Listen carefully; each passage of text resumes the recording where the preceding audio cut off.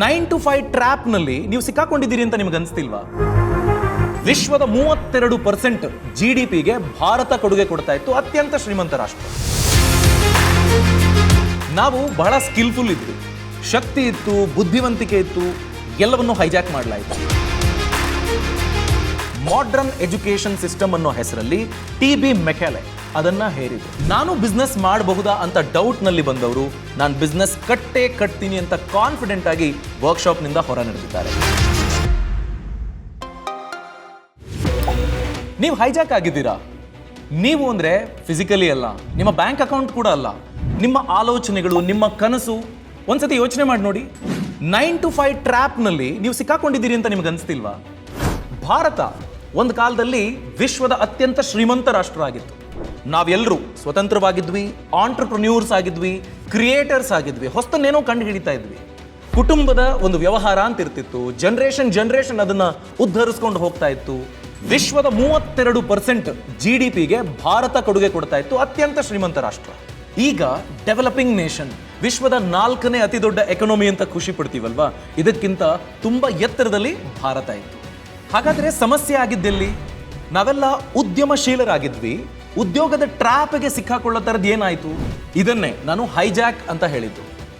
ನಾವು ಬಹಳ ಸ್ಕಿಲ್ಫುಲ್ ಇದ್ವಿ, ಪೊಟೆನ್ಷಿಯಲ್ ಇತ್ತು, ನಮ್ಮಲ್ಲಿ ಶಕ್ತಿ ಇತ್ತು, ಬುದ್ಧಿವಂತಿಕೆ ಇತ್ತು, ಎಲ್ಲವನ್ನು ಹೈಜಾಕ್ ಮಾಡಲಾಯಿತು. ಈ ಹೈಜಾಕ್ ಮಾಡೋದಕ್ಕೆ ಬ್ರಿಟಿಷರ್ಸ್ ಆಯ್ಕೆ ಮಾಡಿಕೊಂಡ ಮೊದಲ ಸಾಧನ ನಮ್ಮ ಎಜುಕೇಷನ್ ಸಿಸ್ಟಮ್ ಅನ್ನು ಹೈಜಾಕ್ ಮಾಡಿದ್ದು. ನಮ್ಮ ಗುರುಕುಲ ಪದ್ಧತಿ 64 ವಿದ್ಯೆಗಳನ್ನು ಹೇಳ್ಕೊಡ್ತಾ ಇತ್ತು. ಒಬ್ಬ ವ್ಯಕ್ತಿಯನ್ನ ಹೇಗೆ ರೂಪಿಸಬೇಕು ಅದು ನಮ್ಮ ಎಜುಕೇಷನ್ ಸಿಸ್ಟಮ್ ಹೇಳ್ಕೊಡ್ತಾ ಇತ್ತು. ಆದರೆ ಅದನ್ನ ಕೊಂದು ಮಾಡರ್ನ್ ಎಜುಕೇಷನ್ ಸಿಸ್ಟಮ್ ಅನ್ನೋ ಹೆಸರಲ್ಲಿ TB ಮೆಕ್ಯಾಲೆ ಅದನ್ನ ಹೇರಿದ್ರು. ಅಲ್ಲಿಂದ ಸ್ಟಾರ್ಟ್ ಆಯಿತು ನೋಡಿ ಹೈಜಾಕ್ ಅನ್ನೋದು. ಯಾಕೆಂದ್ರೆ ಹ್ಯಾಂಡ್ ರೈಟಿಂಗ್ ಚೆನ್ನಾಗಿರ್ಬೇಕು, ನೀವು ಮೆಮೊರಿ ಟೆಸ್ಟ್ನಲ್ಲಿ ಪಾಸ್ ಆಗಬೇಕು, ಯಾವುದೋ ಒಂದು ವಿಷಯನ ತಿಳ್ಕೊಂಡು ಅದನ್ನು ನೀವು ಪೇಪರ್ನಲ್ಲಿ ಬರೆದ್ರೆ ಮಾತ್ರ ನಿಮ್ಮ ಬುದ್ಧಿವಂತಿಕೆ ನಿರೂಪಿತವಾಗುತ್ತೆ, ಇಲ್ಲದೇ ಇದ್ರೆ ಇಲ್ಲ. ಈಗ ಆನೆಗೆ ಮರ ಹತ್ತೋ ಪರೀಕ್ಷೆ ಕೊಟ್ಟಂಗಾಯ್ತು. ಈ ಥರದ ಪದ್ಧತಿಯನ್ನು ತಂದು ನಮ್ಮ ಉದ್ಯಮಶೀಲತೆಯನ್ನು ಕೊಂದ್ರು. ನೀವು ಜಾಬಿಗೆ ಮಾತ್ರ ಆಸೆ ಪಡಬೇಕು, ಇಡೀ ಜೀವನ ಜಾಬ್ ಮಾಡಬೇಕು, ಒಂದು ಸ್ವಂತ ಮನೆ ತಗೊಳ್ಬೇಕು, ಕಾರ್ ತಗೋಬೇಕು, ಇಷ್ಟದ ಬೈಕ್ ತಗೊಳ್ಬೇಕು ಅಂದರೆ ಇಲ್ಲಪ್ಪ, EMI ಹೊರೆ ಜಾಸ್ತಿ ಆಗುತ್ತೆ ಅಂತ ನಮ್ಮ ಕನಸನ್ನು ನಾವೇ ಕೊಂದುಕೊಳ್ತೀವಿ. ಅಂಥ ಪರಿಸ್ಥಿತಿಗೆ ದೂಡಿದ್ದು ಅಗೈನ್ ಈ ಥರದ ಹೈಜಾಕಿಂಗ್ ಸ್ಟ್ರಾಟಜಿ. ಅದರಿಂದ ನಾವು ಆಚೆ ಬರೋದಕ್ಕೆ ಏನು ಮಾಡಬೇಕು ಅದರ ಬಗ್ಗೆ ಡಿಸ್ಕಸ್ ಮಾಡ್ತಾ ಹೋಗೋಣ. ಈಗಿನ ಸಮಾಜದ ಪರಿಸ್ಥಿತಿ ಹೇಗಾಗ್ಬಿಟ್ಟಿದೆ ಅಂತಂದರೆ, ಮನೇಲಿ ಒಂದು ಹಸು ಇದೆ, ಹಸು ಹಾಲು ಕೊಡುತ್ತೆ, ಸಗಣಿನೂ ಕೊಡುತ್ತೆ. ಆದರೆ ಈ ಹೈಜಾಕ್ ಕಾರಣಕ್ಕಾಗಿ ಹಸು ಹಾಲನ್ನೂ ಕೊಡುತ್ತೆ ಅನ್ನೋದನ್ನ ಮರ್ತೇ ಬಿಟ್ಟಿದ್ದಾರೆ. ಹಸು ಸಗಣಿ ಕೊಡ್ತಾ ಇದೆ, ಸಗಣಿಯಿಂದ ನಾವು ಒಳ್ಳೆ ಆಹಾರನ ಬೆಳ್ಕೊಳ್ಬೋದು ಅಂತ ಖುಷಿ ಪಡ್ತಿದ್ದೀವಿ. ನೋ ಡೌಟ್ ಸಗಣಿಯಿಂದನೂ ಉಪಯೋಗ ಇದೆ. ಆದರೆ ಹಾಲನ್ನು ಮರ್ತೇ ಬಿಟ್ಟಿದ್ದೀವಲ್ಲ, ಅದಾಗಬಾರ್ದಾಗಿತ್ತು. ಅದನ್ನು ನೆನಪಿಸ್ಕೊಳ್ಬೇಕು. ನಮ್ಮ ನಿಜವಾದ ಶಕ್ತಿ ಸಾಮರ್ಥ್ಯನ ಅರಿತು ಅದನ್ನು ಬೆಟರ್ ಮಾಡ್ಕೊಳ್ಳೋದಕ್ಕೆ ಮುಂದಕ್ಕೆ ಹೋಗ್ಬೇಕಪ್ಪ ಅನ್ನೋದೇ ಪಾಯಿಂಟ್. ಸಾಧ್ಯನಾ? ಕ್ರಿಯೇಟರ್ಸ್ ಆಗಿದ್ದವರು ಕಲೆಕ್ಟರ್ಸ್ ಆಗಿಬಿಟ್ಟಿದ್ದೀವಿ. ಏನು collectors? Pay slip, salary slip ಯಾವಾಗ ಬರುತ್ತಪ್ಪ ಅಂತ ಕಾಯ್ತಾ ಇರ್ತೀವಿ. ಅದಕ್ಕೋಸ್ಕರನೇ ಕಷ್ಟಪಡ್ತಾ ಇರ್ತೀವಿ, ಎಲ್ಲ ಕನಸನ್ನು ಪಕ್ಕಕ್ಕೆ ಇಟ್ಬಿಡ್ತೀವಿ. ಆ ಮೈಂಡ್ಸೆಟ್ಟಿಂದ ಆಚೆ ಬರಬೇಕು. ಮತ್ತು ಸಮಾಜನೂ ಹಾಗೆ ಆಗಿಬಿಟ್ಟಿದೆ. ಈಗ ಅಪ್ಪ ಅಮ್ಮನೂ ನನ್ನ ಮಗ ಮೈಕ್ರೋಸಾಫ್ಟಲ್ಲೋ ಗೂಗಲಲ್ಲೋ ಇನ್ಯಾವುದೋ ದೊಡ್ಡ ಕಂಪ್ನಿಲಿ ಕೆಲಸ ಮಾಡ್ತಿದ್ದಾನೆ ಅಂತ ಖುಷಿಯಾಗಿ ಹೇಳ್ಕೊಳ್ತಾರೆ ಬಿಟ್ಟರೆ, ಏನೋ ಬಿಸ್ನೆಸ್ ಕಟ್ಟಕ್ಕೆ ಟ್ರೈ ಮಾಡ್ತಿದ್ದಾನೆ ಅಂತ ಖುಷಿ ಪಡೋದಿಲ್ಲ. ಬೇಡ, ಯಾಕಷ್ಟೊಂದು ರೆಸ್ಪಾನ್ಸಿಬಿಲಿಟಿ ತೊಗೊಳಕ್ಕೆ ಹೋಗ್ತೀಯಾ? ರಿಸ್ಕು. ಈಗ ನೀನು ಒಂದೊಳ್ಳೆ ಜಾಬಲ್ಲಿದ್ದರೆ ಏನಾದರೂ ಸ್ವಲ್ಪ ಸಮಸ್ಯೆ ಆಯ್ತಪ್ಪ, ಕಂಪ್ನಿ ತಲೆ ಮೇಲೆ ಬರುತ್ತೆ, ನಿನ್ನ ತಲೆ ಮೇಲೆ ಬರಲ್ವಲ್ಲ, ನೀನು ಸೇಫಾಗೇ ಇರಬೇಕು ನೀನು ಅಂತ ಆಲೋಚನೆ ಪಡ್ತಾರೆ. ಇಲ್ಲ, ಯಾವುದೋ ಬಿಸ್ನೆಸ್ ಟ್ರೈ ಮಾಡ್ತಿದ್ದಾನೆ, ಸ್ವಲ್ಪ ಇನ್ವೆಸ್ಟು ಮಾಡಿದ್ದಾನೆ, ಹೋಗಲಿ ಬಿಡಿ, ಇನ್ನೊಂದು ಬಿಸ್ನೆಸ್ಸನ್ನು ಬೆಟರ್ ಆಗಿ ಟ್ರೈ ಮಾಡಬೇಕು, ಆ ಲೆಸನ್ಸನ್ನು ಕಲಿತು ಟ್ರೈ ಮಾಡಬೇಕು, ಆ ಮೈಂಡ್ಸೆಟ್ಟೇ ಇಲ್ಲ. ಸೊ ಇದನ್ನು ಎದುರಿಸಿ ನಾವು ಅಗೈನ್ ಉದ್ಯಮಶೀಲರಾಗೋಕೆ, ಕ್ರಿಯೇಟರ್ಸ್ ಆಗೋಕೆ, ಆಂಟ್ರಪ್ರನ್ಯೂರ್ಸ್ ಆಗೋದಕ್ಕೆ ಸಾಧ್ಯನಾ? ಖಂಡಿತ ಸಾಧ್ಯ. ಯಾಕಂದರೆ ಭಾರತ ಎಷ್ಟೋ ಈ ಥರದ ಸಂಕೋಲೆಗಳನ್ನು ತೊಡೆದು ಮುಂದಕ್ಕೆ ಹೋಗ್ತಾ ಇದೆ. ಬಿಸ್ನೆಸ್ ಕ್ಷೇತ್ರದಲ್ಲೂ ಆ ಥರದ ಬೆಳವಣಿಗೆಗಳಾಗ್ತಾ ಇದ್ದಾವೆ. ಈಗಿನ ಯಂಗ್ ಜನರೇಷನ್ ಇಲ್ಲ, ನಾನು ಏನನ್ನೋ ಬಿಲ್ಡ್ ಮಾಡಬೇಕು ಅಂತ ತಮ್ಮ ಪೊಟೆನ್ಷಿಯಲ್ ಯಾವುದ್ರ ಬಗ್ಗೆ ಇಂಟ್ರೆಸ್ಟ್ ಇದೆಯೋ ಅದರ ಮೇಲೇ ಬಿಲ್ಡ್ ಮಾಡೋದಕ್ಕೆ ರಿಸ್ಕ್ಗಳನ್ನು ತೆಗೆದುಕೊಳ್ತಾ ಇದ್ದಾರೆ. ಎಲ್ಲ ಬಿಸ್ನೆಸ್ ಸ್ಟೆಪ್ಗಳು ರಿಸ್ಕಿ ಅಲ್ಲ. ಅದನ್ನೇ ನಾವು ಹೇಳೋದಕ್ಕೆ ಹೊರಟಿರೋದು Boss Academy business launch pad ಪ್ರೋಗ್ರಾಮನ್ನು ನಿಮ್ಮ ಮುಂದೆ ತರ್ತಾ ಇದೆ. ಒಂದು ಬಿಸ್ನೆಸ್ ಕಟ್ಟಬೇಕು, ನಾನು ಮನೇಲೇ ಕೂತು ಬಿಸ್ನೆಸ್ ಮಾಡ್ಬೋದಾ? ನಾನು ಈಗಾಗಲೇ ಕೆಲಸ ಮಾಡ್ತಾ ಇದ್ದೀನಿ, ಇನ್ನೊಂದು ಬಿಸ್ನೆಸ್ ಕಟ್ಟಬೇಕು, ಯಾವ ಥರ ಕಟ್ಟಬೇಕು? ಅದನ್ನು ನನ್ನ ರೆವೆನ್ಯೂ ಮಾಡೆಲ್ ಹೇಗಿರಬೇಕು? ನಾನು ಯೋಚನೆ ಮಾಡ್ತಿರೋ ಬಿಸ್ನೆಸ್ ಐಡಿಯಾ ಸಕ್ಸಸ್ ಆಗುತ್ತಾ ಇಲ್ವಾ? ಅದನ್ನು ನಾನು ಈ ಸ್ಕೇಲಲ್ಲಿ ಇಂಪ್ಲಿಮೆಂಟ್ ಮಾಡಬೇಕಾ? ಬೇರೆ ಏನನ್ನಾದರೂ ಕ್ರಾಸ್ ಚೆಕ್ ಮಾಡಿಕೊಂಡು ಮುಂದುವರಿಬೇಕಾ? ಬ್ರೇಕ್ ಇವನ್ ಯಾವಾಗ ಆಗುತ್ತೆ? ನಮ್ಮ ಫಿನಾನ್ಸ್ ಮಾಡೆಲ್ ಹೇಗಿರಬೇಕು?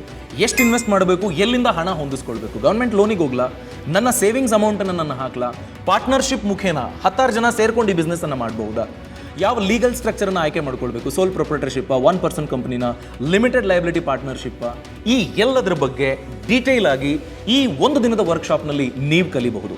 ಬಿಸ್ನೆಸ್ಸನ್ನು ಕಟ್ಟಿದವರು ಅಲ್ಲಿರ್ತಾರೆ, ಅವರ ಎಕ್ಸ್ಪೀರಿಯನ್ಸನ್ನು ನೀವು ಲಾಭಕ್ಕೆ ಪಡ್ಕೊಳ್ಬಹುದು, ಅವ್ರ ಜೊತೆ ನೇರವಾಗಿ ಮಾತಾಡಬಹುದು. ಯೋಚನೆ ಮಾಡಿ, 100 ಜನ ನಿಮ್ಮ ಥರ ಕನಸಿರೋರು ಒಟ್ಟಿಗೆ ಸೇರಿದಾಗ, ಬಿಸ್ನೆಸ್ ಕಟ್ಟಿದವರು ಅವರನ್ನು ಗೈಡ್ ಮಾಡಿದಾಗ, ಆ 100 ಐಡಿಯಾಗಳು ಒಟ್ಟಿಗೆ ಡಿಸ್ಕಸ್ ಮಾಡೋದಕ್ಕೆ ಸಿಕ್ಕಾಗ ಎಷ್ಟು ಲಾಭ ನಿಮಗಾಗುತ್ತೆ ಅಂತ ಒಂದು ಸಣ್ಣ ಉದಾಹರಣೆ ಕೊಡ್ತೀನಿ. ನೀವು 2 ಕೋಟಿ ಸಾಲ ತಗೊಂಡ್ರಿ, ಸೋಲ್ ಪ್ರೊಪ್ರೈಟರ್ಶಿಪ್ ಒಂದು ಕಂಪನಿ ಕಟ್ಟಿದ್ರಿ, ನಿಮ್ದೊಂದು ಸ್ವಲ್ಪ ಆಸ್ತಿನೂ ಇದೆ, ನೀವು ಕಟ್ಟಿದ ಕಂಪನಿ ಲಾಸ್ ಆಯ್ತಪ್ಪ. ಆಗ ನೀವು ತಗೊಂಡಿದ್ದ ಸಾಲಕ್ಕೆ ನಿಮ್ಮ ಆಸ್ತಿಯನ್ನೂ ಪರಿಗಣನೆಗೆ ತೆಗೆದುಕೊಂಡು ಅದನ್ನು ಹರಾಜು ಹಾಕಿ ಸಾಲವನ್ನು ವಾಪಸ್ ತಗೊಳ್ಬಹುದು. ಇದು ಸೋಲ್ ಪ್ರೊಪ್ರೈಟರ್ಶಿಪ್ ಅಡಿನಲ್ಲಿ ನೀವು ಬಿಸ್ನೆಸ್ ಮಾಡಿ ಲಾಸ್ ಆದರೆ ಎದುರಾಗಬಹುದಾದ ಸವಾಲು. ಅದೇ ನೀವು ಲಿಮಿಟೆಡ್ ಲಯಬಿಲಿಟಿ ಪಾರ್ಟ್ನರ್ಶಿಪ್ ಅಥವಾ 1% ಕಂಪನಿ ಸ್ಟಾರ್ಟ್ ಮಾಡಿದ್ದೇ ಆದರೆ, ನೀವು ತೆಗೆದುಕೊಂಡ ಸಾಲ ಕಂಪನಿ ಹೆಸರಲ್ಲಾಗಿದ್ದರೆ ಕಂಪನಿ ಆಸ್ತಿ ಮಾತ್ರ ಹೋಗುತ್ತೆ, ನಿಮ್ಮ ಪರ್ಸನಲ್ ಆಸ್ತಿ ಮೇಲೆ ಬರೋದಿಲ್ಲ. So limited liability.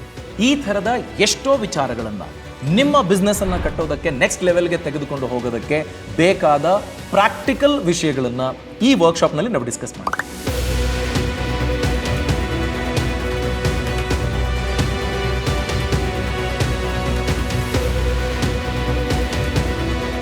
ನಮ್ಮ ವರ್ಕ್ಶಾಪ್ ಬೆಂಗಳೂರಿನಲ್ಲಿ 14ನೇ ತಾರೀಕು ಜೂನ್ ನಡೀತಾ ಇದೆ. ನೀವು ಈ ವರ್ಕ್ಶಾಪ್ನಲ್ಲಿ ಭಾಗಿ ಆಗಬೇಕು ಅಂದರೆ ಡಿಸ್ಕ್ರಿಪ್ಷನಲ್ಲಿ ಲಿಂಕ್ ಇದೆ, ಅಥವಾ bosswala.com ಈ ವೆಬ್ಸೈಟನ್ನು ವಿಸಿಟ್ ಮಾಡಿ ವರ್ಕ್ಶಾಪ್ಸ್ ಅನ್ನೋ ಸೆಕ್ಷನ್ ಅನ್ನು ಸೆಲೆಕ್ಟ್ ಮಾಡಿಕೊಂಡು ನಿಮ್ಮ ಸೀಟನ್ನು ಈಗಲೇ ಬುಕ್ ಮಾಡ್ಕೊಳ್ಳಿ. ಹೈದರಾಬಾದ್ನಲ್ಲಿ ಈ ಹಿಂದೆ ನಾವು 2 ವರ್ಕ್ಶಾಪನ್ನು ನಡೆಸಿದ್ವಿ, ಏಪ್ರಿಲ್ ಮತ್ತು ಮೇನಲ್ಲಿ. ಅಲ್ಲಿ 100 ಜನ ಬಿಸ್ನೆಸ್ ಇಂಟ್ರೆಸ್ಟ್ ಇರುವಂಥವರು, ಸಣ್ಣದೋ ದೊಡ್ಡದೋ, ನಾನು ಬಿಸ್ನೆಸ್ ಮಾಡಬಹುದಾ ಅಂತ ಡೌಟ್ನಲ್ಲಿ ಬಂದವರು, ನಾನು ಬಿಸ್ನೆಸ್ ಕಟ್ತೀನಿ ಅಂತ ಕಾನ್ಫಿಡೆಂಟ್ ಆಗಿ ವರ್ಕ್ಶಾಪ್ನಿಂದ ಹೊರ ನಡೆದಿದ್ದಾರೆ. ಸೊ ಆ ಯಶಸ್ಸು ನೀವು ಗಳಿಸಬಹುದು. ಬೆಂಗಳೂರಿನಲ್ಲಿ 14ನೇ ತಾರೀಕು, ಚೆನ್ನೈನಲ್ಲಿ 21 ಜೂನ್ ನಾವು ಇನ್ನೊಂದು ವರ್ಕ್ಶಾಪನ್ನು ಮಾಡ್ತಿದ್ದೀವಿ, ವಿಜಯವಾಡದಲ್ಲಿ 28ನೇ ತಾರೀಕು ಜೂನ್ ಇನ್ನೊಂದು ವರ್ಕ್ಶಾಪನ್ನು ಮಾಡ್ತಾ ಇದ್ದೀವಿ. ಈ ವರ್ಕ್ಶಾಪ್ನ ಪ್ರೈಮರಿ ಲ್ಯಾಂಗ್ವೇಜ್ ಇಂಗ್ಲೀಷ್, ಮೆಜಾರಿಟಿ ಇಂಗ್ಲೀಷ್ನಲ್ಲಿ ಇರುತ್ತೆ. ಹಾಗೆಯೇ ರೀಜನಲ್ ಲ್ಯಾಂಗ್ವೇಜ್ನಲ್ಲಿ ಕೂಡ ಕಾನ್ಸೆಪ್ಟನ್ನು ಎಕ್ಸ್ಪ್ಲೈನ್ ಮಾಡೋದಕ್ಕೆ ವ್ಯವಸ್ಥೆ ಮಾಡಲಾಗುತ್ತೆ. ಸೊ ನಿಮಗೆ ಸೂಕ್ತ ಆಗೋ ದಿನಾಂಕದಂದು ನಿಮಗೆ ಯಾವ ಲೊಕೇಶನ್ ಸನಿಹ ಅನಿಸುತ್ತೆ ಅಲ್ಲಿ ವರ್ಕ್ಶಾಪಿಗೆ ಅಟೆಂಡ್ ಮಾಡಿ, ನಿಮ್ಮ ಶಕ್ತಿ ಸಾಮರ್ಥ್ಯಕ್ಕೆ ಅನುಗುಣವಾಗಿ ನಿಮ್ಮ ಕನಸನ್ನು ನಿಜ ಮಾಡಿಕೊಳ್ಳಿ. ಈ ರ್ಯಾಟ್ ರೇಸಿಂದ ಆಚೆ ಬನ್ನಿ. ನಿಮಗೆ ನೀವೇ ಬಾಸ್ ಆಗಬೇಕು ಅನ್ನೋದಾದರೆ ವರ್ಕ್ಶಾಪ್ ಅಟೆಂಡ್ ಮಾಡಿ, ನಿಮ್ಮ ಕನಸನ್ನು ಬಿಲ್ಡ್ ಮಾಡಿ.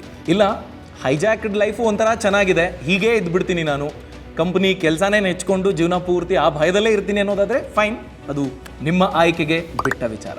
ಸೊ ನಿಮ್ಮನ್ನೆಲ್ಲ ಬಾಸ್ ಅಕಾಡೆಮಿಯ ಬಿಸ್ನೆಸ್ ಲಾಂಚ್ ಪ್ಯಾಡ್ ಪ್ರೋಗ್ರಾಮ್ನಲ್ಲಿ ನಾನು ಭೇಟಿ ಆಗ್ತೀನಿ. All the best. Bosswala. Be the boss.